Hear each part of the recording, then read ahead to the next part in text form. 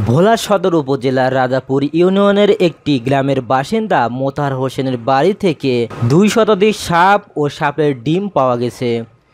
কন্দ্রকপুর গ্রামের মোতাহার পেশায় জেলে। এই ঘটনায় সংশ্লিষ্ট এলাকায় ছড়িয়ে পড়েছে আতঙ্ক।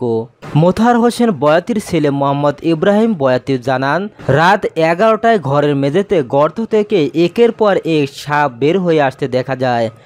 সাপগুলোকে ধাওয়া করলে ফনা তুলে দাঁড়িয়ে যায়, তারপর আবার গর্তে ঢুকে যায়। তিনি গর্তের মুখ সাময়িক সময়ের জন্য বন্ধ করতে সক্ষম হন, তবে আতঙ্ক, রাতে ঘুম হয় না কারো। রামদাসপুরের আবু জাসেন, তিনি গর্তের মুখ খুলে 15টি সাপের বাচ্চা মারেন এবং বাড়িতে ধুল পড়া ছুটিয়ে 2000 টাকা নেন।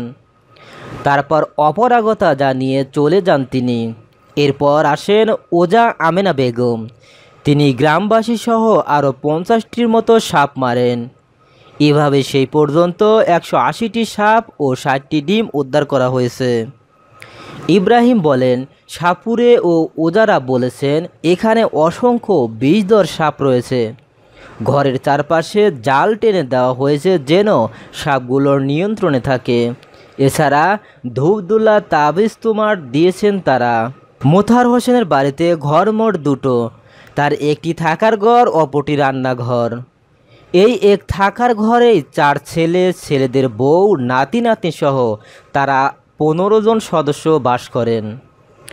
আশেপাশের অঞ্চল থেকে শত শত মানুষ ভিড় করছে তার ছোট ভিটায়। যে গর্তটা থেকে সাপ বের হচ্ছে সেটার মুখ মাটি দিয়ে আটকে তার উপর পিতলের কলসি বসানো হয়েছে। সিঁদুর মাখানো মোমবাতি জ্বলছে সেখানে।